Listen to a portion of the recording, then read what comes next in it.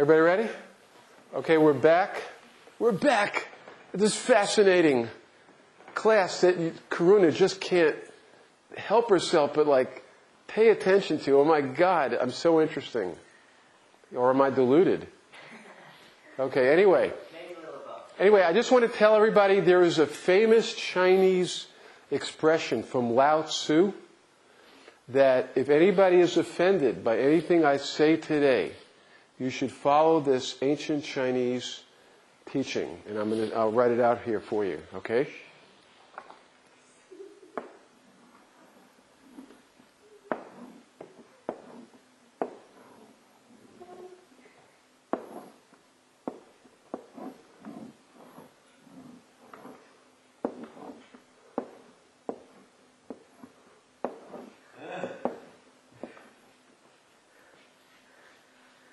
Su me. Okay? All right. Right. Lao Tzu. What's that? Right out of the Tao Te Ching. Su me. Okay. All right. Now, we just came through the changeover, right? When this huge, vital 1,500 people were here at one time, all working together. It was a coordinated community. This was one of the goals. We were trying to be this model community. All of us came out of this society where everybody wanted Barbie dolls and Cadillacs and Mercedes Benzes and were just driven by money and material goods. And we wanted to show everybody that a bunch of people could live really simply. We took vows of poverty and yet be really happy and work together. And we accomplished that for a while. But then things started falling apart. And Peter's going to have a class, actually, we're going to talk a little bit more about that, why it fell apart. And I'm kind of I'm hitting all sort of the basics here, but we can go more into depth about that. But anyway, the changeover happened. I told you, my little ugly venture where I grabbed and tried to sell some of the scrap metal. And then everybody, took houses. I did a lesson with you about photographs with one fellow claimed they were his. Things got to where it wasn't as communal and loving anymore. Everybody started thinking about me and forgetting about the group. So, just you or themselves. What's that? Just you or themselves. Well, yeah, just themselves. Yeah.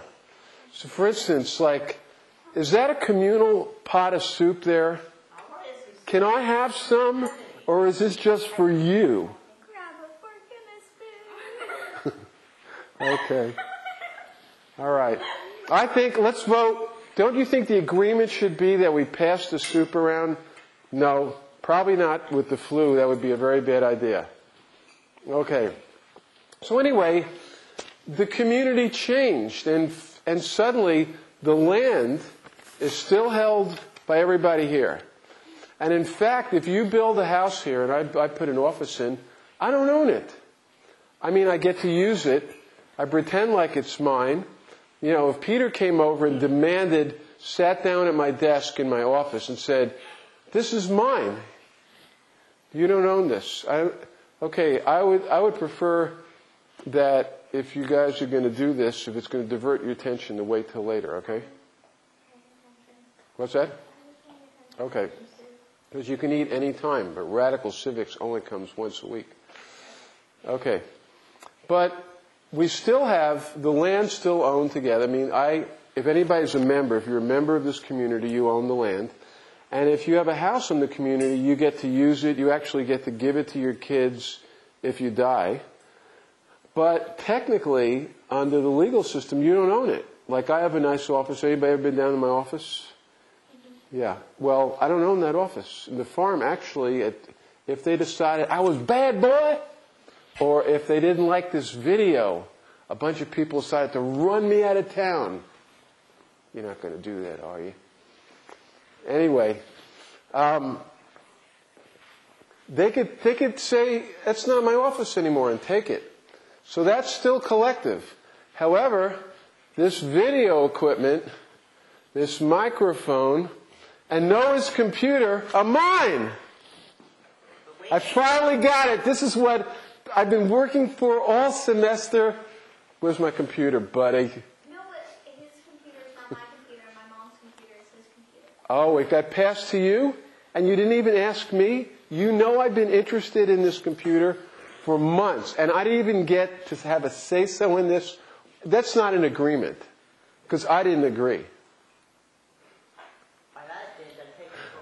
Okay, anyway, I'll quit driving, at least for a second. All right. Anyways, where was I? Okay.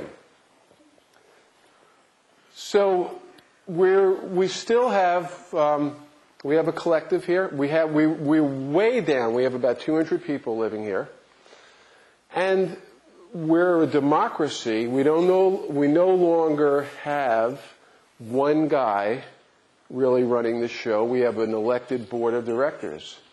I'm on the board. I got elected. Of course, some people tell me now that they got to know me, they'd never elect me again. You know, that's okay. They get 2 more years of me, unless they could get a petition together and impeach me like, you know, but I don't think so unless I did something like Elliot Spitzer. What's that? Has a farm board member ever been impeached? I don't think so. Or you mean one person? Actually, when I first got into office, the first 2 months in office, somebody decided they didn't want me on the board, and they took a petition around to throw me off. Because I questioned that they'd cut some really big trees right around where they were building their house. So that got them so mad. I questioned that because I'm an old tree sitter from way back, and I like, you know, big trees.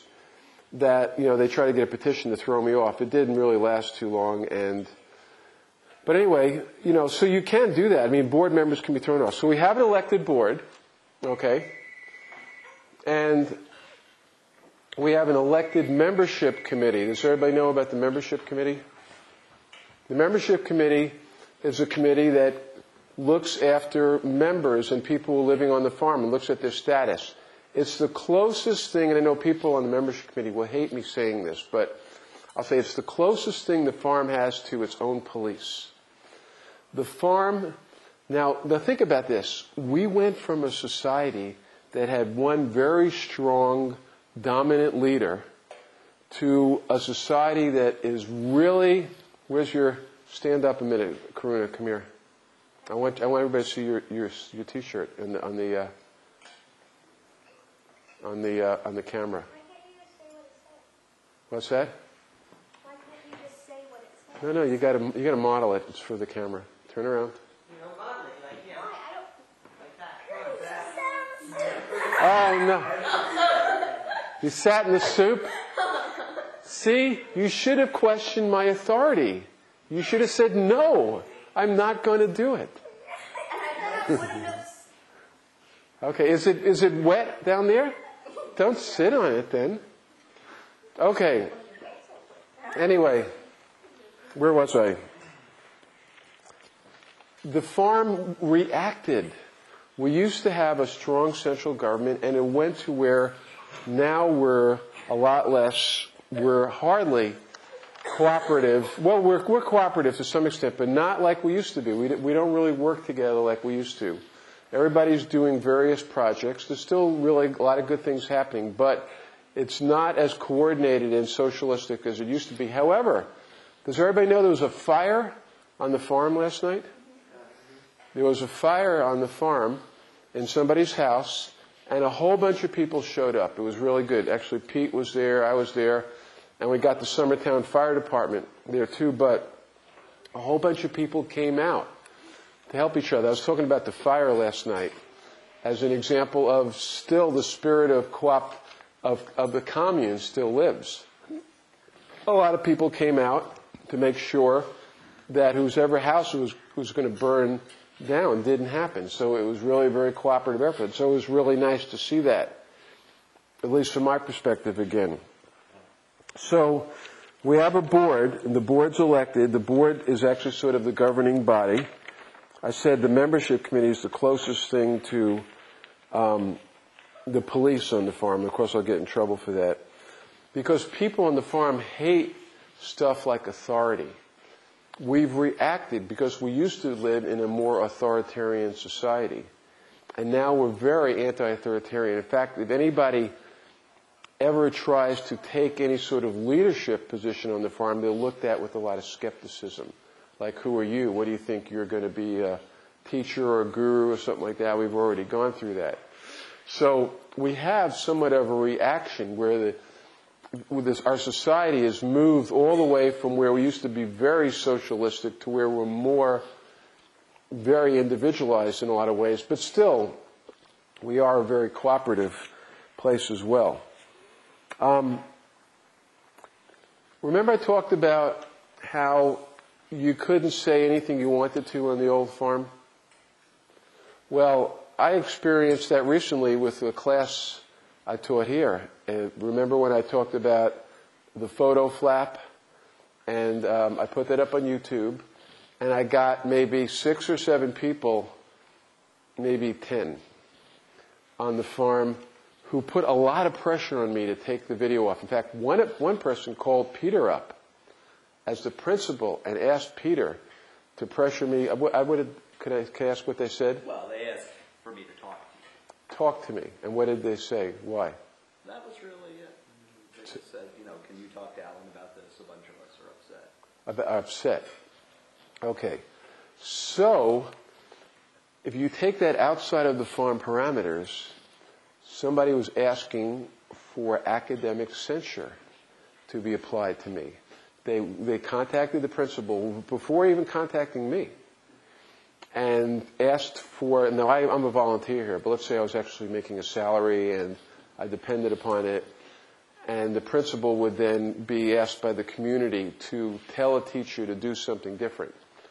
In the outside world, we look at that as academic censure. So, to me, that affected me. It made me hesitant about saying stuff in this class. And one of the things that I value, and I hope you all value too, is, within the bounds of taste and being fair, which I try to be, I like to be able to feel like when I'm teaching you all, I get to say anything and not have the worry of somebody hanging over my head back there in the shadows watching the video, thinking that that person is going to call me or put community pressure on me to say something different to you all. I want to be in that state as your teacher, and I'm hoping you value that. And so, because I put that video up and I've re-looked at it and I've actually reposted it, there was a bunch of pressure for me to take it down. And I re-looked at the video, at least in my opinion, and maybe the opinion of a number of people who are on the other side of the coin. The video was fair, balanced, and I never really said anything bad about this particular person. The reaction to it that I got reminded me of the old farm, the vestiges of the old farm, where people would use public pressure to get somebody to shut up or not say stuff. And to me, that really bothered me as somebody who values free speech. It ate away at me. And like eating noodles. So I put it back up, and I'm willing to bear the pressure of people, whatever, because I think it's really important that people here get to say what they want to say, again, within certain boundaries. I'm not going to say stuff that's bigoted, hateful, mean-spirited, intentionally mean-spirited, nasty, destructive, and I guess some of those things could be, looked at, depends on who you're looking at. But that's what I'm mostly here. My main goal is to teach you guys and help you understand what government's about, how government's put together. And so the whole concept of how the farm has changed over and how it's operating today is really interesting. I wonder if you have any comments at all about any of that. You have a more specific question, Alan? No. Well, how about the changeover? You said that, I've heard you say in meetings that you think we're in Farm 2 and you're looking forward to Farm 3. Right. Why don't you talk about that? You know, I'm obviously, I've been here for 4 years, and so I don't know, much about the old farm, but, Yeah. I do recognize that it appears to be sort of a classic, sort of pendulum swing, where you go from one fairly extreme point to another fairly extreme point. And what I've talked about in meetings is that I'm looking forward to sort of the synthesis, that I've said it was kind of thesis, antithesis, and synthesis, that the, Farm One was a collective, everything was owned in common. The values were very clearly egalitarian. Well, I don't know very clearly. It appears that way to me from my readings and the stories that I've heard. Right. And then it went to a sort of extreme privatized form where, social services are minimal. People have to pay to send their kids to school. Right. There's, and from the perspective of the outside world, some of the structures on the farm right now are very, very conservative. I mean, we have a flat tax. We have essentially taxation without representation. How's that? Tell me. Well, people who are not full members don't vote. We have a democracy where a select group of the population votes, but everyone pays dues. Interesting. That's a good point.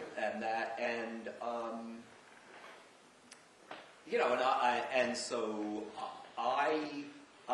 I like the tendency towards democracy that's happening on the farm, and I think that there's a lot of things about the new farm that are grand. And I also, again, from a naive point of view, where I didn't see the old farm, but lots of it sounds really great to me, and I'd love to see the good of each of those come together in some new form of government that captures the best of both worlds. Yeah.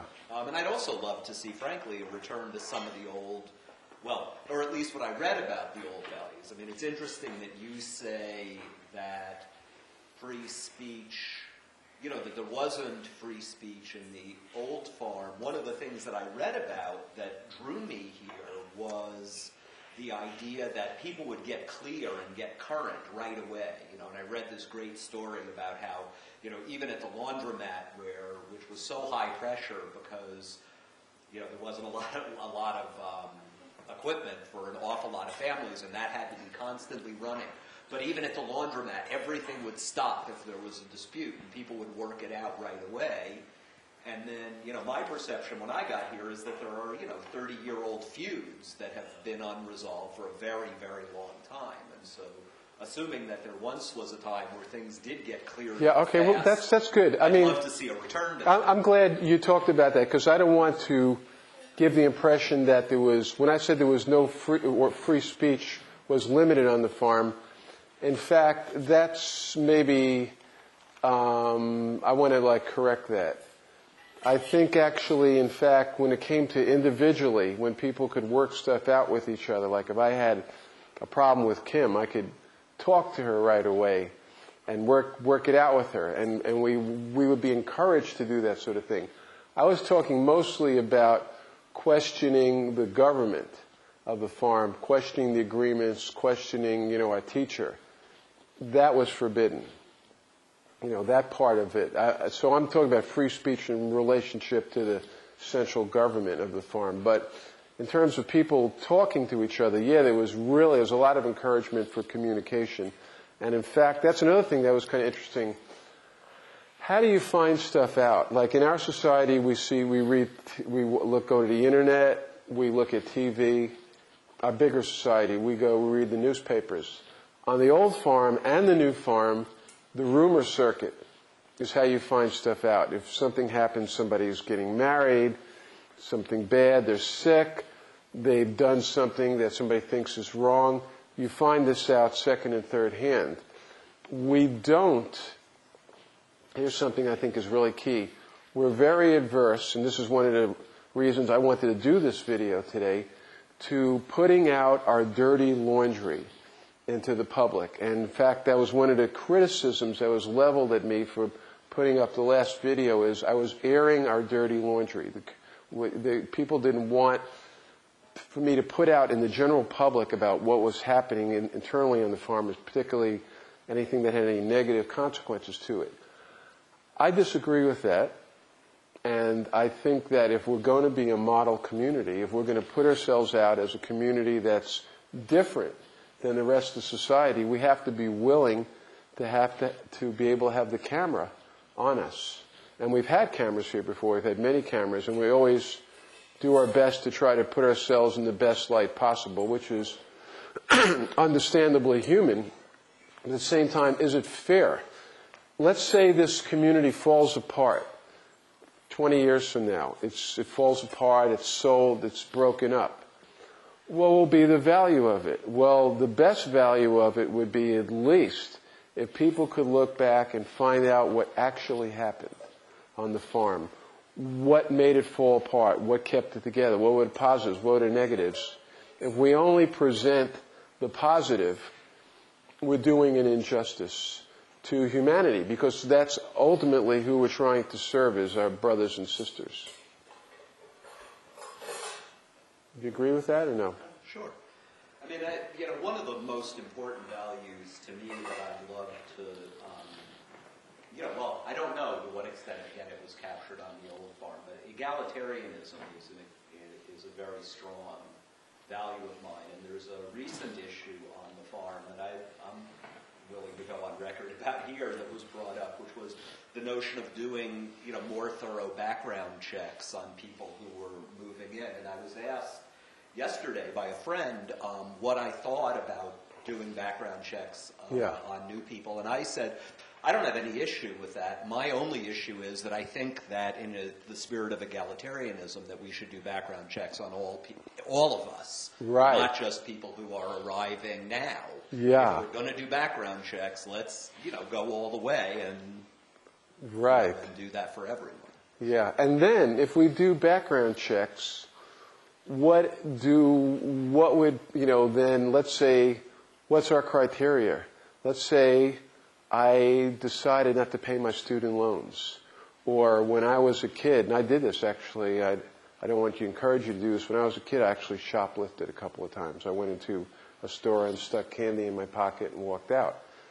And I was even caught one time, and the guy let me go. What if that came up on my record? Alan Graf, shoplifter. Would they let me in the community? So when we do a background check, what are we looking for? It becomes interesting. I like that point.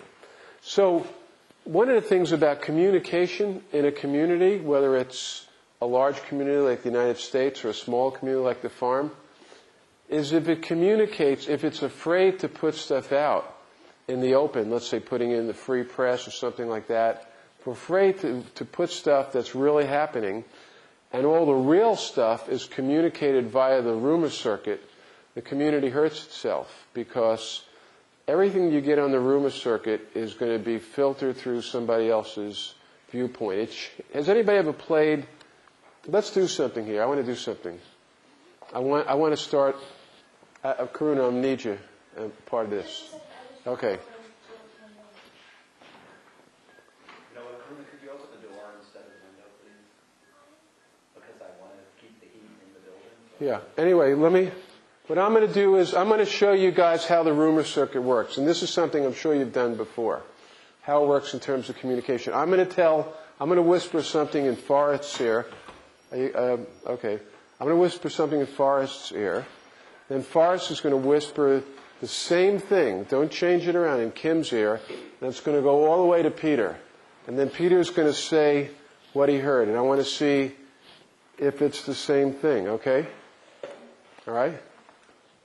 All right, ready? Yeah.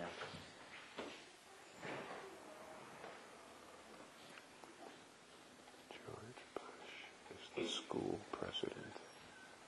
Okay. Whisper it. You got to come back, Pete. Whisper it in Karuna's ear. Whisper in Karuna's ear, and then...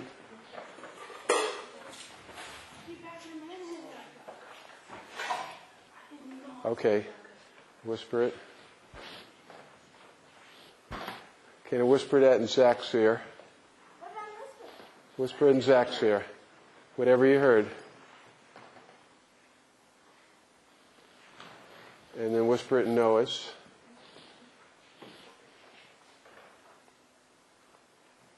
Okay, and then tell Pete what you just heard. Whisper it in Pete's ear.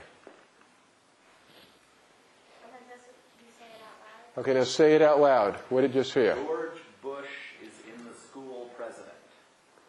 Is in the school present? President. Okay. What I actually said was George Bush is the school president. But Yeah, that's what I heard. it's close. So it came out, it changed to George Bush is here presently. No, Is in the present. it's in the present. No, is in the school, President. Is in the school presently. No. No? President. He's in the school, and then you called Peter President. That's what he heard. No one heard the right thing. Oh, okay. You're right. All right. Didn't work out. Anyway,